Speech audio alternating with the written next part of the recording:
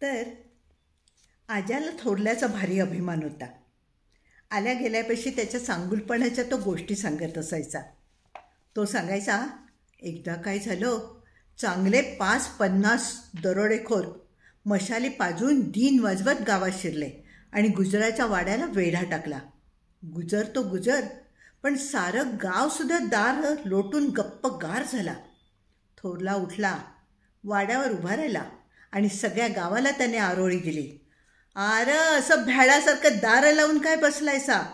एक गुजर लुटला काय आणि उभं गाव लुटलं काय? सगळं सारखं.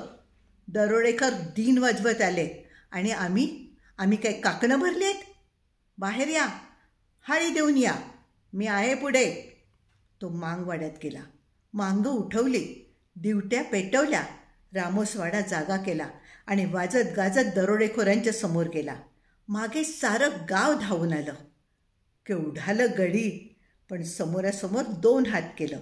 भाल्यानं भालं झेललं, कुऱ्हाडीनं कुऱ्हाडी, काठीनं काठी. 2 मुडदं पाडलं तेव्हा त्यांनी पाठ फिरवली. मुलूकभर डंका झाला. गोरासाहेब धावून आला, पाठ थोपटून शाबासकी दिली. म्हणाला, म्हातारबा, पोरं पोटाला यावीत ना तर ही अशी. मधल्याकडे शेतवाडी, गुराढोराचं चारा पाणी, दुभती जनावरं वाड्यात आणि अवताची रानात. त्यात पार्ट्या झालेल्या गायी पण असायच्या. सकाळ संध्याकाळ जेवणापुरतं त्यांचं घरी येणं. हातावर पाणी पडलं की शेतावर वस्तीला जाणं. त्याचा गोतावळा सारा रानात. पाखऱ्या, हंबिऱ्या बैल, वाघ्या कुत्रा, गवळा गाय, तिचं पाडं, जवळ वस्ती टाकून राहिलेला रणका भैरूअप्पा, असंच काहीसं. घरात त्याचं बसणं बोलणं फार कमी. उजव्या हातात काठी, डाव्या हातात कंदील, हे त्याचे 2 सोबती होते. अंधारी रात्र असो अथवा पिठोरी चांदणं असो, कंदील आणि काठी हातात असायचीच. काच स्वच्छ पुसलेली असायची, मामीनं आपल्या पदराने. कडुशानं मामा शेतावरनं घरला आला की मामी त्याच्याभोवती घुटमळत असे. त्याच्या हातातला कंदील घे, पाय धुवायला गरम पाणी दे, बसायला पाट टाक, ही असली वरवरची कामं. अजून तिची कूस उजवली नव्हती. पुऱ्या दिवसात मामा तिच्या दृष्टीला पडायचा तो फक्त जेवण वेळेला. सकाळी तो यायचा तेव्हा ती स्वयंपाकात गडलेली असायची. आजी समोर असली म्हणजे तो तिच्याकडे बघतही नसे आणि ती पण त्याच्याकडे बघायची नाही. एरवी तो अपाद मस्तक न्याहाळी. ती ओशाळून उभी राही आणि कुणाची चाहूल लागली की पसार होईल. फक्त ती लाजत नसे मला. तिची आणि माझी भीड चेपली होती. मी म्हणे, मामी, तुला मामाशी बोलायचं आहे ना? मग तू शेतावर का जात नाहीस दुपारची भाकरी घेऊन? तिथे मामा एकटाच असतो. चल हट. ते आपला हात लटकाच उगारे. पण मामी शेताला जाणार कशी आणि मामाशी मनमोकळं बोलणार कशी? या वाड्यातील बायकांनी 2दा बाहेर पडायचं. एकदा माहेरी जाताना पडदा लावलेल्या बैलगाडीतून आणि दुसऱ्यांदा 4-4 खांद्यावरून. बाकी उभा जन्म असाच. या वाड्यात उगाळत बसायचं चंदनाच्या खोडावाणी. वाड्यात एक रणकी मावशी होती. पुढं सगळ्याच रणक्या झाल्या. पण पोटपाणी पिकल्यावर खरं हिच्या नशिबी रानपण आलं ते ऐन तारुण्यात. बोलणं बसणं नवं, पुरतं त्याचं तोंड देखील पाहिलं नव्हतं. यावर्षी लग्न झालं, पुढच्या वर्षी उलटला. जणू हिच्यासाठीच तो वाट बघत बसला होता, कुण्या डोईचं वैर साधून. तिच्या पुसल्या कपाळचं कुंकूही अद्याप गेलं नव्हतं. फोडल्या चुड्याच्या काचाही बाहेर फेकल्या नव्हत्या. तोवर सासू उसळली, रांड, कुठं वाट बघत होतीस? हो, आल्या आल्या माझ्या पोराला टाळलंस. पांढऱ्या पायाची, लावायचं नव्हतंस का रुई संग लग्न? असली उण्या वाईटाची बोलणी तिला धड कोणी बघू शकेना. कुणी खा जेव म्हणेना. एक अंधारा कोपऱ्या धरून सारा दिवस तिचं मुळूमुळूच रडत बसावं आणि अख्खी रात्र जागून काढावी. पण तिच्या दुःखाची जखम बरी न होता अधिकच चिघळू लागली. तनाने, मनाने ती खंगू लागली. ही वार्ता आजीच्या कानावर आली. एक दिवस आजी मामाला म्हणाली, कानावर आलंय, भागाचा तिथे छळ होतोय म्हणे. मी म्हणते, असली तरणी ताठी पोरगी तिथे ठेवाच का? तिचं एक कपाळ फुटलं म्हणून आपलं नाही फुटलं. आपलं लेकरू राहील आपल्या घरात. यावर थोरला काही बोलला नाही.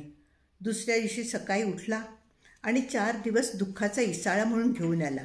ते तिला परतून पाठवली नाही आणि सासरच्या माणसांनी पण काहीही वाटाघाटी केल्या नाहीत.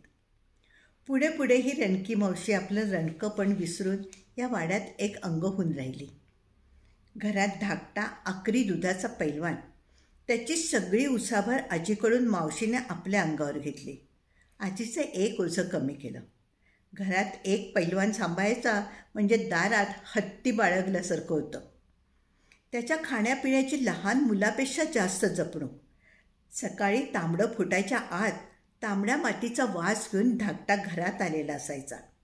भल्या पहाटे तो उठलेला, 1000-1200 दंड बैठका काढलेल्या, 2 डाव खेळलेला, सगळं अंग तांबड्या मातीत घामानं भिजून चिंब झालेलं. चूळ भरून पाटावर बसायचा. मावशीने दिलेला आकरी दुधाचा तांब्या घटाघटा प्यायचा. मी जवळसा जायचं नाही. त्याच्या आटीव शरीराची आणि बलदंड बाहूंची मला भीती वाटायची. काय नेम, सहज म्हणून पाठीवर थाप मारेल. अशा माणसाचा कुणी धरावा भरोसा? लांबच असलेला बरा. वाड्यातच नव्हं, उभ्या गावाला पैलवानकीचं वळण होतं.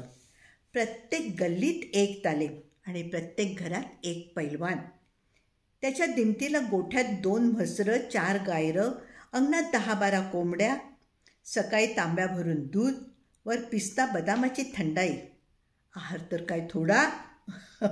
4-2 दिवसाला कलिजा, अंडी. पहाटे एकेका पैलवानाने ठोकलेल्या दंडाचा आवाज गावभर निनादत असे. सकाळी 8-9च्या सुमारास घरी असायचा. 10च्या सुमारास जेवायचं आणि जनावरं घेऊन डोंगराला जायचं. नेमकी या सवयीला राधी पिठाला आलेली असायची. अक्का, पीठ वाडा. राधी गोडव्या अंगाची आणि उफाड्या छातीची. त्यात तिला छातीवरचा पदर नीट सावरणं आणि थोडं लाजून वागणं कधी जमलंच नाही. आपलं घर आणि गावातली घरं तिला सारखीच वाटायची. कारण राधीचा बाप हा गावचा गुरव.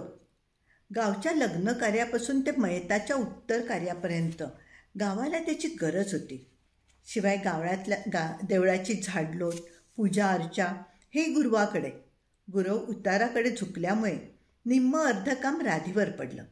देवळाची झाडलोट, द्रोण, पत्रावळ्या लावणं, गावचं पीठ मागणं. त्यामुळे काही ना काही कामानिमित्त राधीचा वावर प्रत्येक घरात असायचा. वाड्यात तर 3-4दा यायची अक्का अक्का करत. आजीला हे पसंत नसायचं. पण येणाऱ्या माणसाला येऊ नकोस असं तरी कसं म्हणायचं? त्यात राधी ही गुरुवाची पोरगी. पुढे 2 गाठी मारलेल्या चोळीत राधीचं उराड मावायचं नाही. निम्म अर्ध ते उघडंच असायचं. त्या गुबगुबीत मासल गोळ्यांनी आणि राधीच्या बोलक्या डोळ्यांनी धाकट्याच्या मनात कधी घर केलं होतं कुणास ठाऊक, पण घर केलं होतं. एक दिवस रोजच्यासारखी राधी पिठाला आली. नेहमी ती सोप्यात उभी राहूनच म्हणायची, अक्का, पीठ वाढा. तिचा आवाज मागे परसापर्यंत जाई. त्यामुळे तिला कुणी ना कुणी पीठ वाढी. पण त्या दिवशी मामी स्वयंपाकघरात गुंतलेली. मावशी ताक घुसळत होती. आजी परसात होती. काल तालुक्याला गेलेला मामा अद्याप परतला नव्हता. सोप्यात पण इतर कोणी नव्हतं. राधी सोप्यातून आत व्हायला गेली आणि समोरून येणाऱ्या धाकट्याला मस्त थडकावी तशी थडकली. क्षणभर काय घडलं कुणाला कळलंच नाही. काय ग पडलं? चौफेर नजर असलेल्या आजीचा आवाज कानावर आला. तसा धाकटा बाजूला झाला. राधी पीठ गोळा करू लागली. माझाला आलेल्या तुकतुकीत कातच्या सांडसारखी राधी. त्यात न्हावून आलेली, ओले केस पाठीवर सोडलेले. धाकटा सोप्यात आला तरी त्याच्या नाकात तिच्या ओल्या अंगाचा वास भिनला होता. क्षणभर झालेल्या तिच्या मावसल व उबदार स्पर्शानं त्याचं अंग शहारलं होतं. कसं ग सांडलं? आजीने दटावलं. राधी काही बोलली नाही. तिला मेल्याहून नकोसं झालं होतं. खाली मान घालून कसं बसं पीठ भरलं आणि ती जायला निघाली.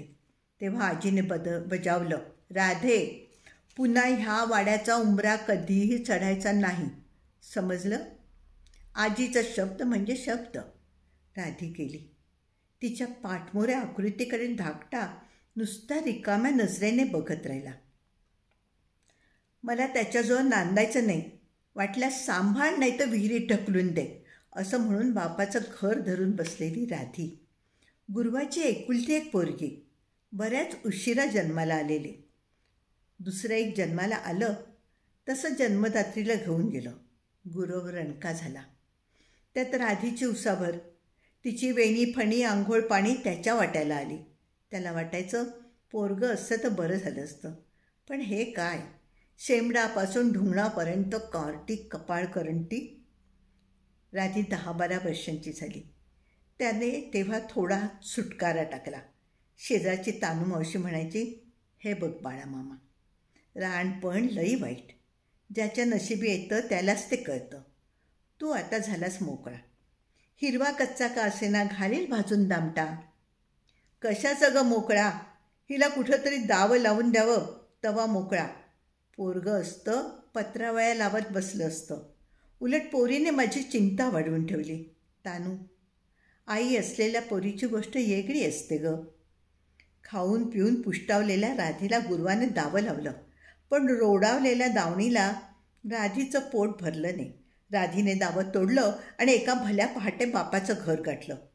गुरुवाने याप याप केलं, पण तिचं आपलं एकच उत्तर, त्या घरात मला नांदायचं नाही. नव, मी जीव देईन पण त्या घरात मी नांदणार नाही. गुरव हताश झाला. कपाळाला हात लावून बसला. सुरुवातीचे 4 दिवस त्याला अवघडल्यासारखं झालं हे खरं आहे, पण पुढे पुढे त्याला राधीचं ओझं वाटेनसं झालं. बापाचं ओझं तिने खांद्यावर घेतलं. पत्रावळ्या लावायच्या, गावच्या देवळाची झाडलोट करायची, दिवाबत्ती लावायची. गुरुवाकडे कामं उरली फक्त 2.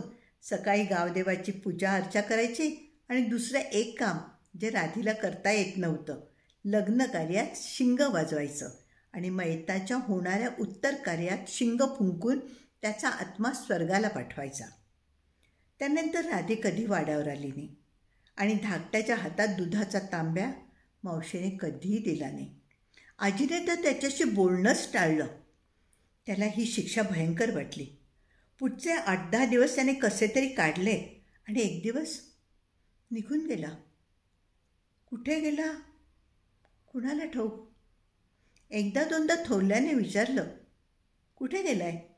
मला तरी काय माहीत, आजी उत्तरली. मग मामाने विचारायचं सोडून दिलं. त्याला वाटलं माय लेकराची काहीतरी कुरकुर झाली असेल.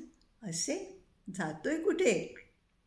पण आजीने खाली घेतलं, खाणं पिणं कमी केलं आणि अंथरूण धरलं.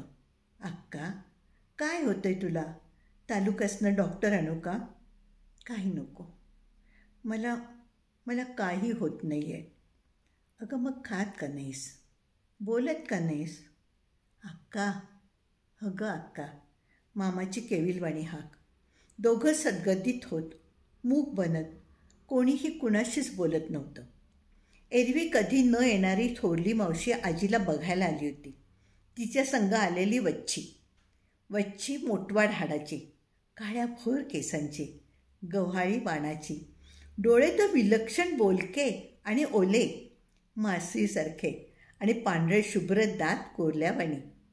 चुणीदार परकर फडकवीत जवळ आली आणि म्हणाली, अजून तू इथेच आहेस? पूर्वीची ओळख असावी असं ते बोलली. हो. आईची आठवण नाही आहे? नाही.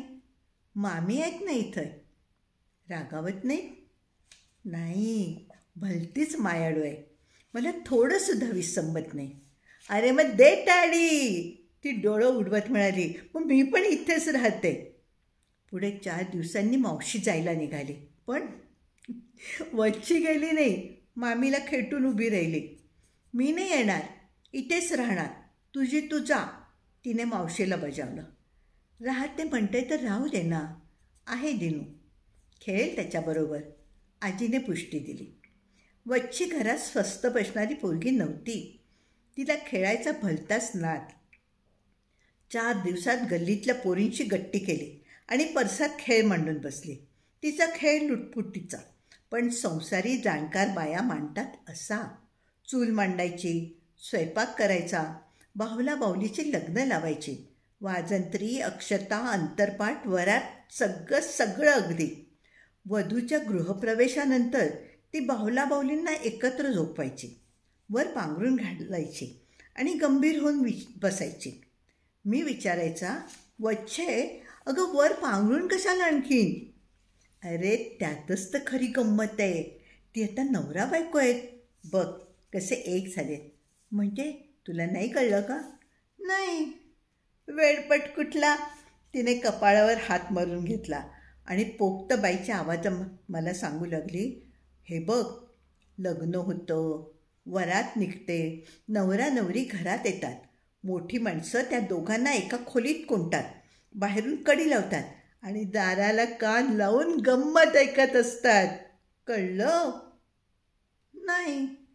मी नकारार्थी मान हलवली. चल येडपट कुठला, वच्छीनं शेरा मारला. मी विचारातच पडलो होतो. एक दिवस दुपारी वच्छीने मला खुणावलं, परसात नेलं. बस म्हणाली.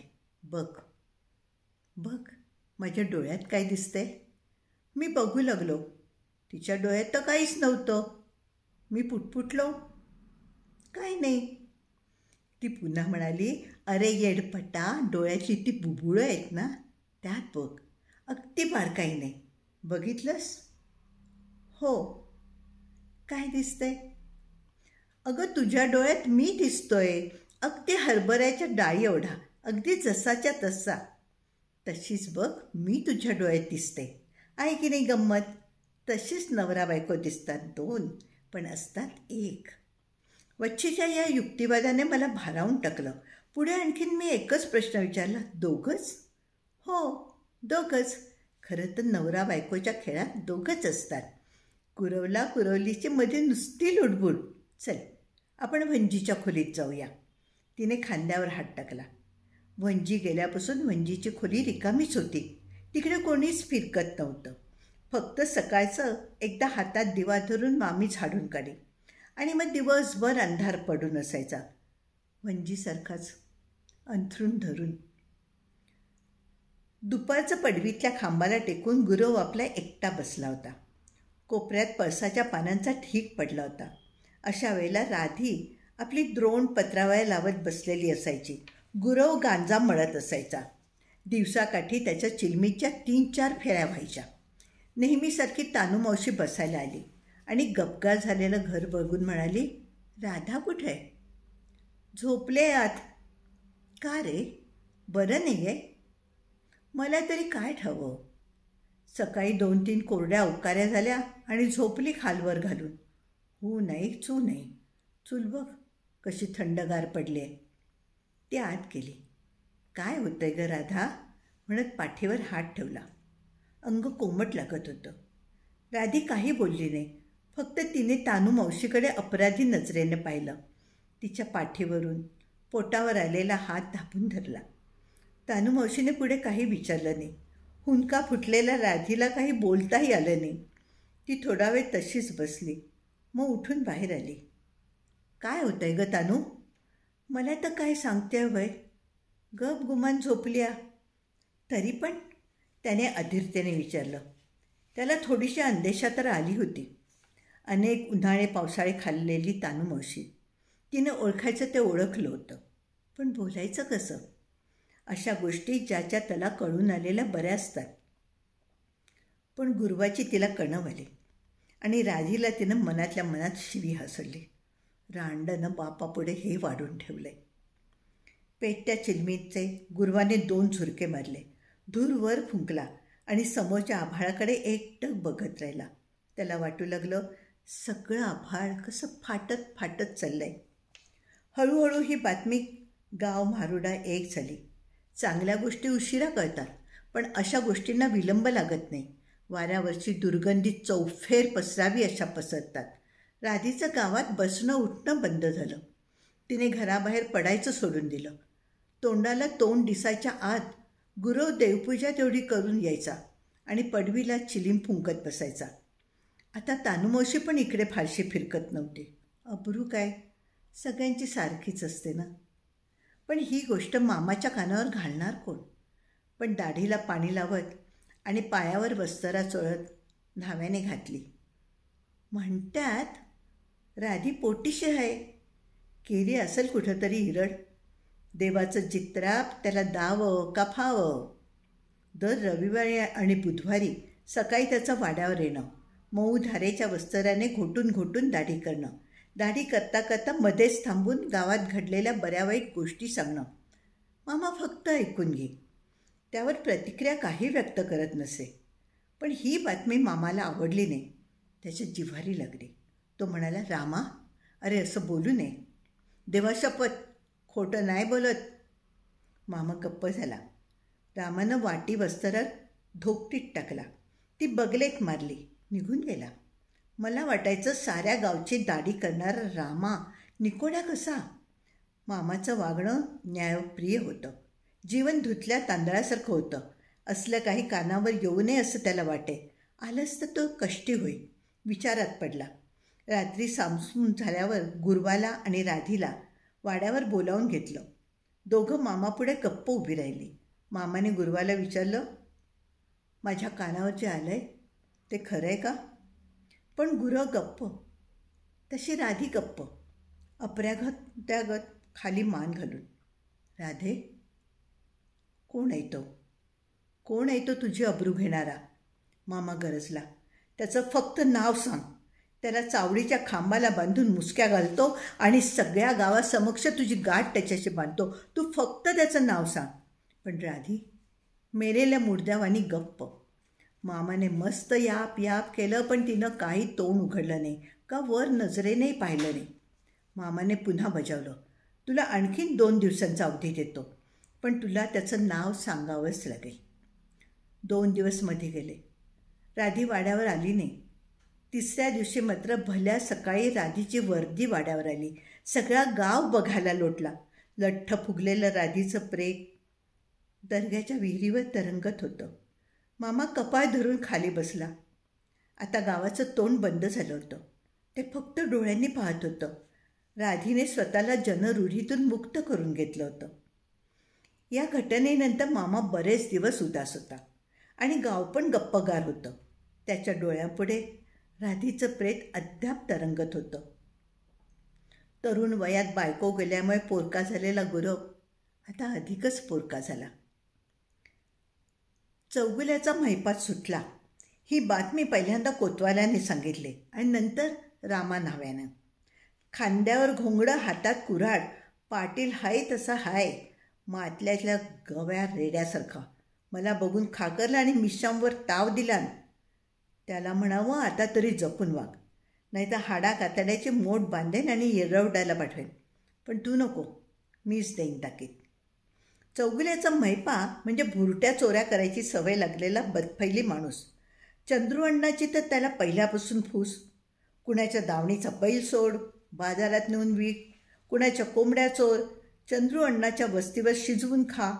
कुणाच्या मळ्यातली मक्याची कणसं आण, आणू कैकाडणीच्या घरात टाक. कुणाच्या घरात काय आहे, कुठं काय आहे याची डाक बाहेरच्या चोरट्यांना देऊन त्यांची घरं फोड. असले त्याचे नाना धंदे. गावची बेरडं मामाच्या धाकाने गप्प होते, कामधंदा करून खात होते. पण चौगुल्याचा मैपा म्हणजे काळ सर्प. कुणी त्याचं नाव काढलं की दंश हा केलेलाच. त्याच्या कुकर्माला सारा गाव वैतागला होता. मामाकडे वरचे वर तक्रार करत होते. पाटील काहीही करा, पण याचा एवढा बंदोबस्त करा. दिवसाढवळ्या रणक्या भागूची म्हस सोडून नेली तेव्हा मामाने पोलीस ठाण्याला वर्दी दिली आणि त्याच्या मागावर पाळत ठेवून त्याला वडगावच्या बाजारात म्हस विकताना पकडून दिलं. चांगली 1.5 वर्षाची शिक्षा झाली. काल पाटलाने तुला चावडीत बोलावून लई दम भरला म्हणा, चंद्रू अण्णाने वेळेला विचारलं. तुम्हासनी कसं कळलं? असंच कळलं. तू आलेला त्यांना बघव ना. कसं बघवल? पण मी बी सांगून टाकलं, मी आलो असलो तरी मोगा परळ मागं ठेवून आलो आहे. मी चोऱ्या करेन नाहीतर आणखीन काही करेन. माझ्या वाट्याला तुम्ही यायचं नाही. लोखंडाला ताव आलाय, तोवर वापरून घ्यावं. साप ठेचायचा आहे, पण तो दुसऱ्याच्या काठीनं. अशी चंद्रू अण्णाची धूर्त चाल होती. आपल्या घराण्यातली गेलेली पाटीलकी, त्यामुळे पदरी आलेली नामुष्की आणि उलट साऱ्या गावावर असलेल्या तात्या पाटलाचा दरारा, तालुक्यात त्याचं असलेलं वजन, साऱ्या पंचक्रोशीत त्याची वाहवा आणि कुठं काही घडलं की त्याचा न्यायनिवाडा, हे सगळं तात्या पाटलाकडं. आपल्याला कुणीच कसं विचारत नाही, आपण या पांढरीचं नव्हं का? आपलाही जमाना आहे. वाड्यातली माणसं उठत नव्हती. येणारे जाणारे मुजरा करत होते. गावची होळी आपल्याखेरीज पेटत नव्हती का दसऱ्याचं सोनं कुणी लुटत नव्हतं. आणि आता आपण या पांढरीचे आहोत की नाही असं करून सोडलंय. हे सारं चंद्रू अण्णाला डाचत होतं, पण संधी सापडत नव्हती. उभं आयुष्य तो संधीची वाट पाहत वेचत होता. त्याची उठबस चौगुल्याशी वाढली. चौगुला पण ऊर काढून चालू लागला. मामाला बघून खाकरू लागला. तो सुटून आल्यावर चोरीचं प्रमाण पुन्हा वाढलं. शिवचा महेंद्र ओरडत आला, माझ्या खुराड्यातल्या कोंबड्या चोरीला गेल्या. हे चौगुल्याचंच काम आहे. त्याच्याखेरीज माझ्या खुराड्याला कोणी हात लावणार नाही. जाधवाची अक्कू म्हातारी तर 3 वाटाची माती उधळत आली. माझं बोडकीचं गठुळं गेलं. उतरंडीच्या गाडग्यात ठेवलं होतं. पोट मारून पै साठवलेलं. धरणीला पडल्यावर घास मुटक्याला येईल म्हणून. पाटील आता मी काय करू? ती रडू लागली. ऊर बडवून घेऊ लागली. गुजर सावडी धरून बसला. पाटील, आम्ही जगायचं कसं? चौगुला कधी धाड घालेल याचा काही नेम नाही. उभी रात्र जागून काढतोय. 1.5 वर्ष शांत असलेलं गाव पुन्हा चौगुल्याच्या भीतीनं चलबिचल झालं. चौगुला कुणाचं कधी काय उचलेल याचा कुणाला भरवसाच राहिला नाही.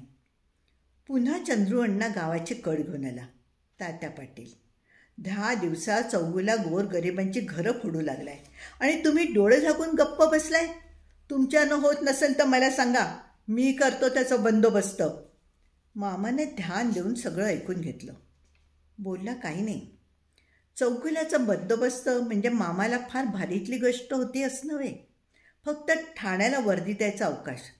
पण लोकांचा समज व्हायचा. बघा, सुटून आला नाही तोवर पाटलाने परत डांबला त्याला. नाहीतर चंद्रू अण्णाचं तोंड ते कायम सुटलेलंच असतं. मी म्हणतो बिचाऱ्याने केली असेल पोटासाठी एखादी चोरी, उचललं असेल कुणाचं काहीतरी, पण म्हणून का लगेच बेड्या ठोकायच्या का? सुटून 4 दिवसही झालं नाहीत तोवर त्याला पाठवला. हे का पाटलाचं करणं झालं का? गारुड्याच्या टोपलीतल्या भुजंगासारखा चंद्रू अण्णाचा स्वभाव होता. दात पाडले तरी फणा मारायचा.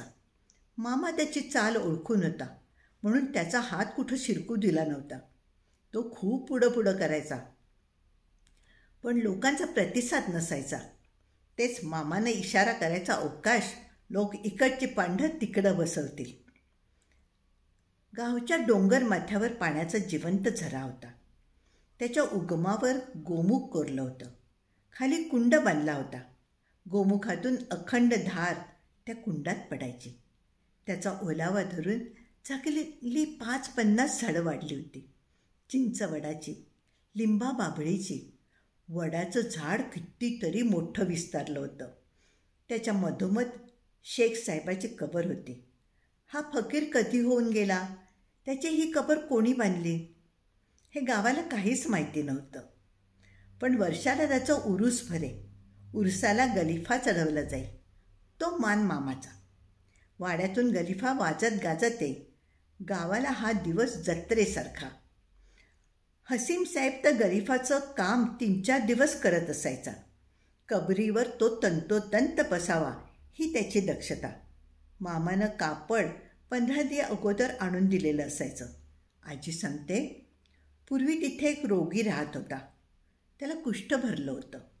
रोज सकाळी कुंडात आंघोळ करायचा आणि भिक्षेला गावात यायचा. पोटापुरती भिक्षा मागायची आणि परत डोंगरावर जायचं. कबरीला निवद दाखवायचा, नंतर जेवायचा.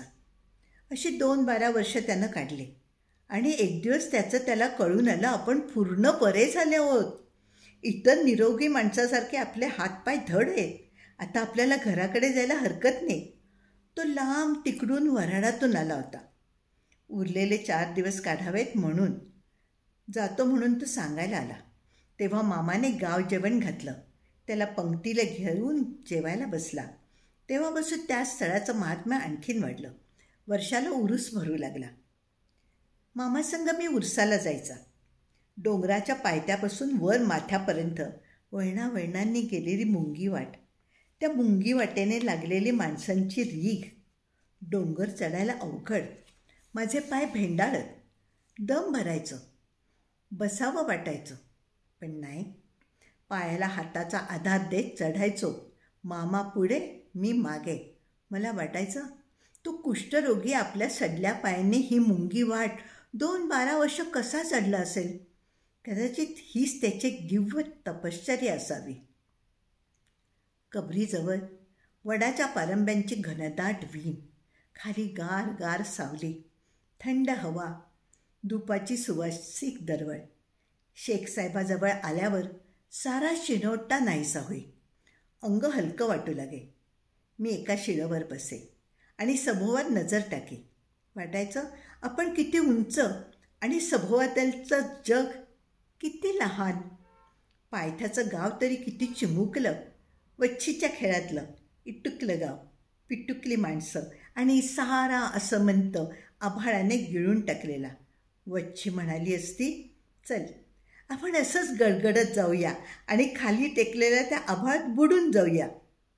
तिला जगावेगळ्या नाविन्याची भलतीच हौस होती. दुपारचे जेवण उरकून मामा सोप्याला बसला होता. आजीने अंथरूण सोडलं होतं, पण प्रकृती तितकीशी बरी नव्हती.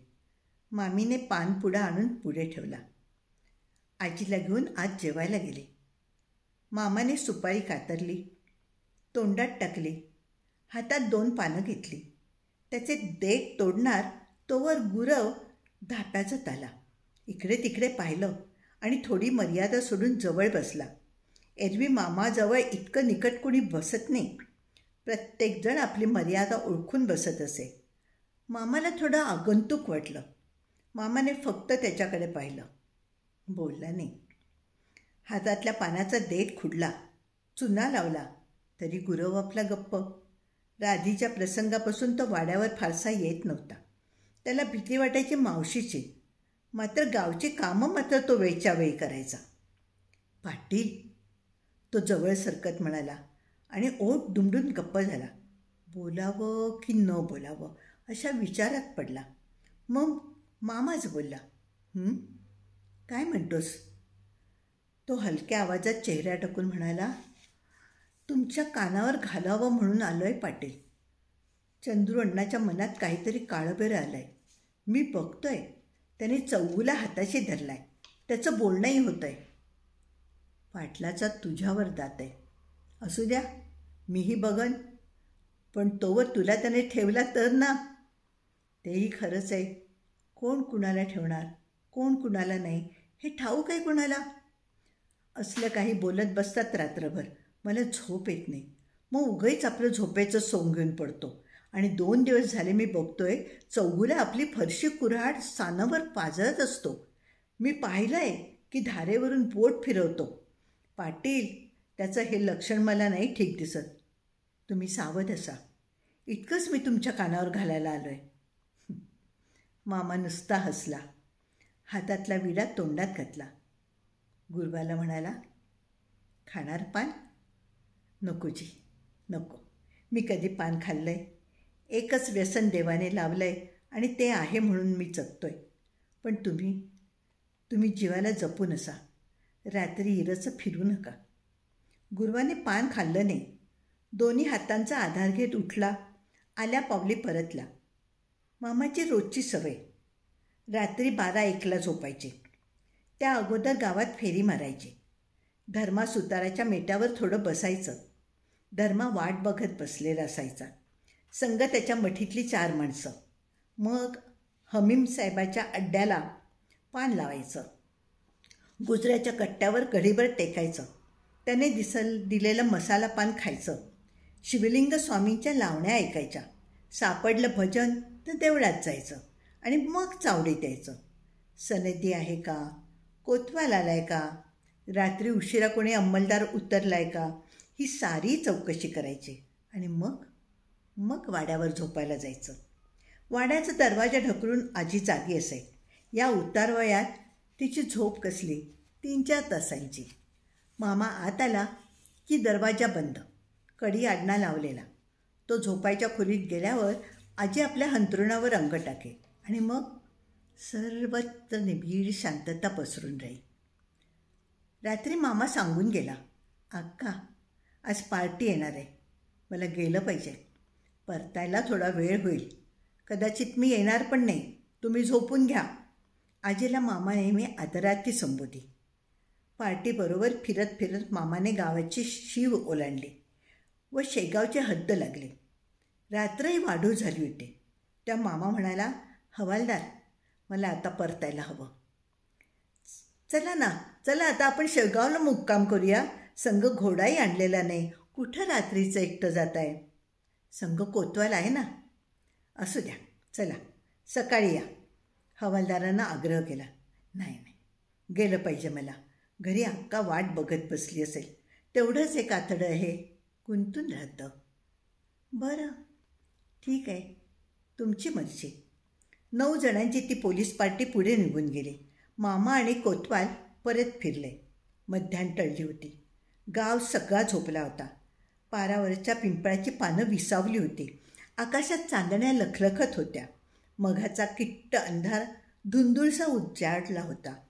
क्षितिज कडा धुसर जाणवत होत्या. गावचा डोंगर झोपी गेलेल्या आग्या वेताळावाणी दिसत होता. मामा वेशीतून आत आला. येता येता वेस्कराला हाक मारली, पण तो मुटका होऊन पडला होता. मामाने तिकडे दुर्लक्ष केलं. कोतवालाला म्हणाला, जा तू जा आता घरला, झोप जा, रात्र थोडीशी उरली आहे. चला की जी, मी येतो वाडापातूर. नको, तू जा, मी जातो एकटा. कोतवाल गेला. मामा वाड्याकडे वळला. तरी मनात आलं सावडीवरून यावं, पण पुन्हा वाटलं अक्का वाट पाहत असेल. मामा परत येणार म्हणून आजीने दरवाजा नुसता पुढं केला होता. सोप्यात दिवा मंदपणे जळत होता. संधी प्रकाशात त्याचा उजेड पसरला होता. मामाची चाहूल लागताच घोड्याने हालचाल केली. काय रे म्हणत मामा जवळ गेला. पाठीवरून हात फिरवला. त्याने जवळ केलेलं तोंड कुरवाळलं. कितीतरी दिवसांचा तो प्रामाणिक सोबती होता. अक्का, मामाने आवाज दिला. आजी उठली, बाहेर आली. मामा असा बाहेर पडलेला असला की तिचा डोळा लागत नाही. सारखं त्याच्या वाटेकडे डोळे लावून बसलेली असते. हंतरून तुकानानाच्या सोप्यात घातलंय. दुपारी वाळवलेलं धान्य थंड व्हायला खोलीत ओतलंय. सकाळी भरून ठेवेन, आजीने मामाला सांगितलं. वाड्यासमोरच तर तुकानानाचं घर, पण घरचा सोपाच तेवढा शापत होता. बाकी सगळं झडून पडून गेलेलं होतं. एखाद्या पडक्या जागी दिवा भेटाची वस्ती असावी तशी तुकानानाची तिथे वस्ती होती. वटलेल्या वटवृक्षाच्या खोड्यात पारव्याने घुगून बसावं तसा तो सोप्यात बसून असायचा. आपल्या कुटुंबातल्या सगळ्या माणसांचा मृत्यू उघड्या डोळ्यांनी त्याने पाहिला होता. पोटची 2 तरणी-ताठी मुलं लागोपाठ गेली. त्याच्या मागोमाग पत्नी. एक पोर मागं होती, तीही आईचा धोसरा काढून गेली. जाताना सांगून गेली होती, या माझ्या पोरीला नीट सांभाळा. बस तेवढं एक वाक्यच फक्त मागे उरलं.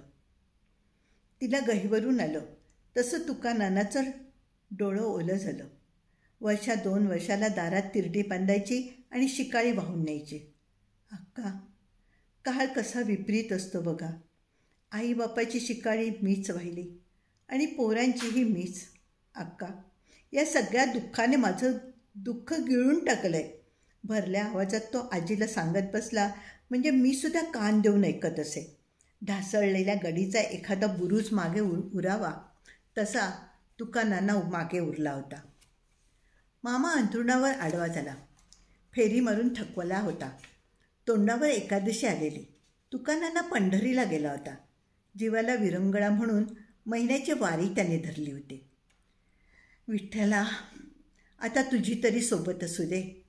त्याच्या सोबतीने आयुष्याचे 4 दिवस तो ढकलत होता. त्याची रिकामी जागा बघून मामा मनातल्या मनात पुटपुटला. तुका, तू झालास मोकळा. तुझे सगळे बंध निखळून पडले, पण माझे बंध बघ कसे मला जखडून ठेवलेत. निम्मा जन्म संपत्याला तरी कधी पंढरीचं दर्शन नाही की विठ्ठलाचं नाव नाही. तू बोलला असतास तर मीही आलो असतो की. विठ्ठला विठ्ठला. आज पहिल्यांदाच मामाच्या तोंडून देवाचं नाव आलं. त्याने उशाचा दिवा मालवला, डोळं मिटलं आणि निष्पाप बालकासारखा पडला. क्षणात घोरायला लागला. अक्का अक्का. कोण? तात्यासाहेब. तू मला हाक मारलीस? झोपलेली आजी एकदम दचकून उठून बसली. आले आले म्हणत अंगणात आले, पण कुठे कोणीच नव्हतं. दाराचा आडणा तर तसाच होता. खरंच आवाज तर त्याचा होता. मामीला उठवलं. तू ऐकलंस? ऐकलंस का? त्याने हाक मारली. कुणी? तात्यासाहेब नाही. तिने थोडासा कानोसा घेतला आणि मग म्हणाली, तुम्हासनी उचका पडलेला असावा. नाही ग, नाही. हाक त्यानेच मारली. काय नाही, झोपा, मामीने दटावलं. आजी अंथरुणावर पडली खरी, पण तिला चैन पडेना. पुन्हा पुन्हा कानावर आल्यासारखं वाटू लागलं. अक्का अक्का. ती परतून उठली, थेट बाहेर अंगणात आली. तुका नाण्याच्या सोप्याकडे बारीक कान केला. मामाचं घोरणं कानावर येऊ लागलं. द्वार कधी नाही ते असलं का कणल्यागत घोरू लागलंय? घशाला कोरड बिरड पडली की काय? पाणी तरी देऊन यावं. तिने पाण्याचा तांब्या घेतला, दरवाजा उघडला. तुका नाण्याच्या सोप्याजवळ आली तशी घशाची घरघर अधिक जाणवू लागली. तिने अधीरतेने आवाज दिला, तात्यासाहेब, तात्यासाहेब. पण एक नाही की दोन नाही, घशाची फक्त कोरडी घरघर, कमी जास्त होत असलेली. असा तर कधीच घोरत नाही. आणि कसली मेली ही झोप तरी. हाक मारली की जागं व्हावं. ती घाबऱ्या घाबऱ्या पुढे झाली. तात्यासाहेब, तात्यासाहेब म्हणत हलवून उठवायला गेली, तसा तिचा हात चिखलात बुडल्यावाणी. क्षणभर काय झालं हेच कळेना. आणि मग डोळ्यापुढे लाख लाख काजवं चमकलं. अंधाराच्या ठिणग्या उडाल्या आणि पुन्हा घसा फुटला. तात्यासाहेब, तात्यासाहेब. हा हा म्हणता सारा गाव जागा झाला. काय घडलं? कसं घडलं? आक्रीत करू लागला. मावशी हाणून बडवून घेऊ लागली. जीवापाड आक्रोश करू लागली. आणि आजी, मामी त्यातच मूर्छित पडल्या. मी नुसता वेड्यावाणी बघत राहिलो.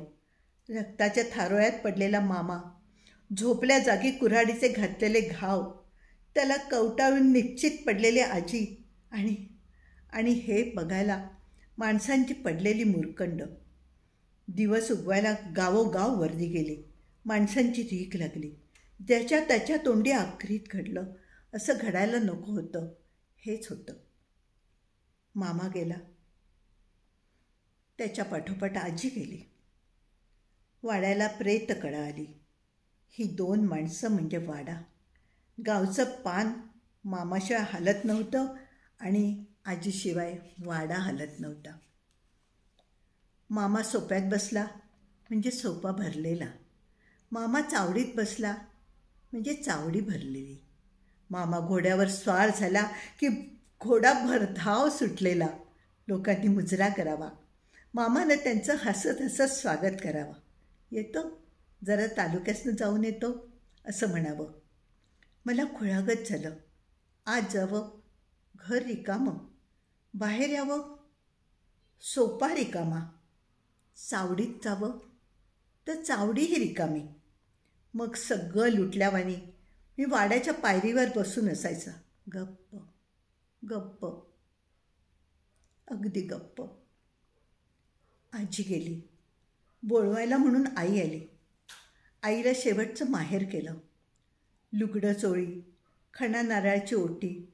खरं तर प्रेताला सजवल्यागत आई मला दिसू लागली. निरोप घेताना पुन्हा फुटलेला हुंदका, झालेली रडारड, खुळ्यासारखा झालेला मी. आईने मला जवळ ओढलं. भरल्या डोळ्याने अंगावरनं हात फिरवला आणि गहिवरल्या स्वरात म्हणाली, चल चल आता. मामा गेला. आजी गेली. आता कोण आहे इथे तुझं? बाहेरून गाडीवानाचा तगादा आला. आवर्त घ्या, दिवस पार कल्लाय, गाव गाठायला रात होईल. मामी निर्विकार उभी होती. सोप्यातलं मामाचं आसन खाली होतं. मला वाटलं आसनाजवळ जावं. चलतो मामा असं म्हणावं, मामीला जातो म्हणून सांगावं, पण मला अधिकच गलबलून आलं. हातापायात अवसान नसल्यागत झालं. आई गाडीत चढली. मधल्याने मला उचलून गाडीत घातलं. गाव सोडून गाडी वाटेला लागली. बैल खाली मान घालून चालू लागली. ओल्या डोळ्याने आई गप्प, गाडीवान गप्प. खरं तर माझं मन मला मागे मागे ओढू लागलं. मामाच्या रिकाम्या वादळापाशी वादळ वाऱ्याशी घुटमळू लागलं. बैल पाय उचलून टाकत होते. दिवस पार मावळून गेलेला. त्यांना कधी एकदा गाव गाठेनसं झालं होतं. पण जड झालेली वाट काही ओसरत नव्हती आणि ओलं झालेले डोळे आई वरचे वर पदराने पुसत होती.